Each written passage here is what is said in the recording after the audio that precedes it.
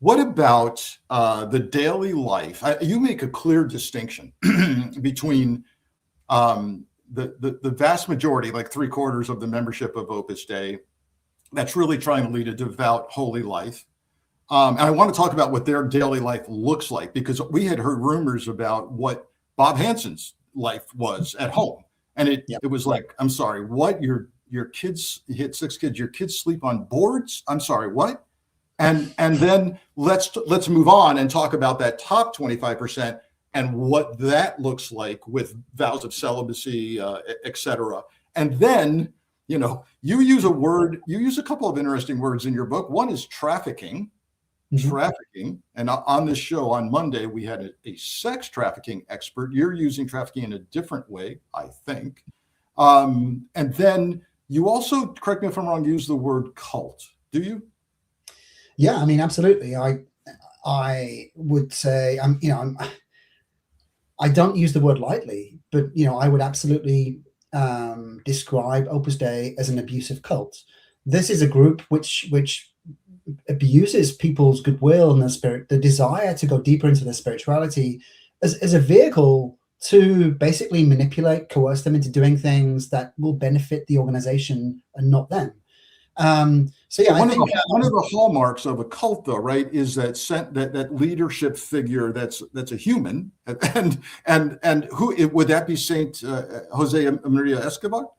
Yes. So this is the founder of Opus Dei, who supposedly had this divine vision, who is now, as you just pointed out, is now venerated as a saint within the Catholic Church. John Paul II was a huge fan of Opus Dei. He gave them all kinds of powers, privileges that basically allowed them to operate outside of the normal hierarchy of the church. He saw them as his kind of green berets.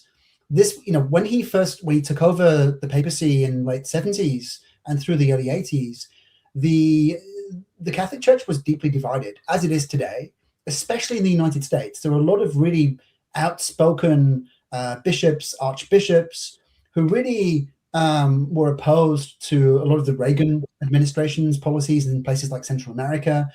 And, this was happening in other parts of the world as well. There were lots of outspoken bishops. And so John Paul II saw Opus Dei as, he gave them this special status called a personal prelature, which meant that they were like a floating global diocese. They could basically go anywhere they wanted in the world, and they didn't have to answer to the local clergy, to the local archbishop.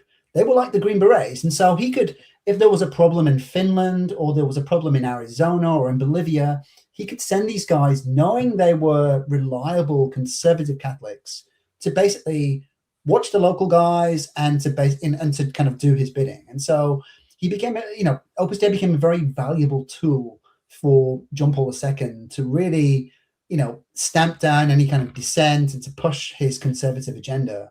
And so in 2002, John Paul II made the founder of Opus Dei, Jose Maria Escobar, into a saint. Wow. And what that's done is really kind of put a rocket under the group's ability to recruit, because now they can just point to, our founder is a saint. He had this divine vision.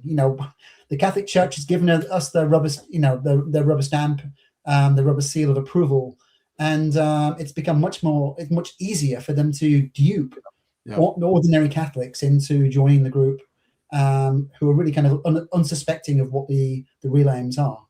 Boy, at a time in America where we are deeply concerned and troubled by the seeming marriage of politics and religion and the abuse of that relationship, we're talking about Opus Dei wanting that to happen and recruiting those who have the ability to assume power in politics. What are the daily lives of your average Opus Dei member? What does that look like? So the way that Opus Dei works is that it operates kind of these local cells. So they have, in each city, they have a men's residence and a female residence for the kind of, I guess, for the local leaders. These are the numerary members, the celibate members of the group, the people that have dedicated their lives to Opus Dei and who are willing, who are basically obliged to do whatever they're asked by the group. These are people who are kind of semi-brainwashed, Their lives are intricately controlled. They've been carefully kind of detached from any outside networks. So they're cut off from their friends, their families. They've become dependent. I mean, classic cult material. The numeraries become dependent on Opus Dei, and the main task is to recruit from the local area. So you have these numeraries who then recruit what are known as supernumeraries, and these are just ordinary Catholics, people like Bob Hansen and Leonard Leo, Bill Barr, and they spot people who might be potential assets to the group, and they then kind of, I guess, slowly kind of coax them into the group and finally ask them to join. And as a member, there's this thing called the plan of life. Once you become a member, you're expected to follow this thing which the founder devised, which is basically lots and lots of praying, but also things like corporal mortification. Like once a day, you're expected for 2 hours to wear this chain around your leg, this kind of barbed wire around your leg. It's supposed to remind you of the suffering of Christ, but it's part of this emotional kind of psychological abuse that's going on, this kind of subjugation that's going on. So this is the thing you can see there on screen. That's every day for 2 hours underneath your trousers, which is extremely uncomfortable, can kind of draw blood and make the skin extremely sore. And then once a week, members are expected to use this thing called a discipline, which is a kind of a whip. And you take off your shirts and you whip yourself over your back. Again, it's supposed to remind you of the suffering of Christ. Sometimes it's just a kind of a string cord like the one we can see there. But the founder of Opus Dei used to attach razor blades to the end of this to really heighten the pain and the suffering. I mean, it's pretty dark stuff. Most, Opus Dei would argue that these are practices which go back hundreds and hundreds of years in Catholicism. And that's true. But what they don't say is that almost every other order, every other part of the church has gotten rid of these practices many years ago, many decades ago, because they are abusive and, they aren't fit for the modern age. But because the founder, who's revered as this kind of guru within Opus Dei, the guy that received the divine message, because he says they have to do it, they have to do it. What's the role of women in Opus Dei, and how are they treated, and where does that come into your concept in the book of Trafficking? Okay, so there are groups of men and women numeraries, and they recruit male and female supernumeraries. And like I was saying earlier, that's generally from the elite of society. They're targeting the rich and the powerful. But very early on, the founder realized that these residencies, these lodges where the numeraries are living, these single-sex lodges, they needed domestic servants. They needed people to cook and to clean, so that the numeraries had the maximum amount of time possible to pray, to whip themselves, and to go out and recruit, and to manage the kind of local sales of supernumeraries. And so he kind of hits upon this idea of, hey, maybe in addition to recruiting from the elite, maybe I'll also at the same time recruit from the most underprivileged in society, and they can be the domestic servants. And so he began to recruit girls, exclusively girls, to become the cleaners and the cooks.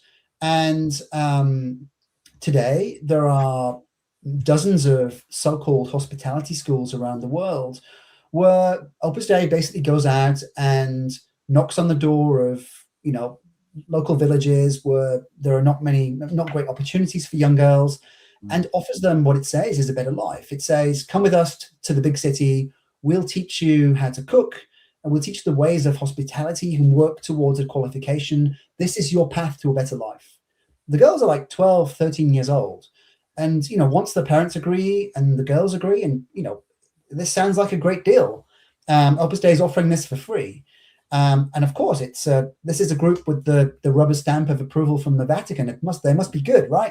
Their founder is now a saint. Their founder is now a saint, exactly. But once these girls are whisked away to the big city, 200, 300 miles away or whatever, cut off from their families, that's when the indoctrination starts, the manipulation, and they are pushed into joining Opus Dei. They're told things like, God has this calling for you. If you don't answer this calling, then you and your entire families will go to hell.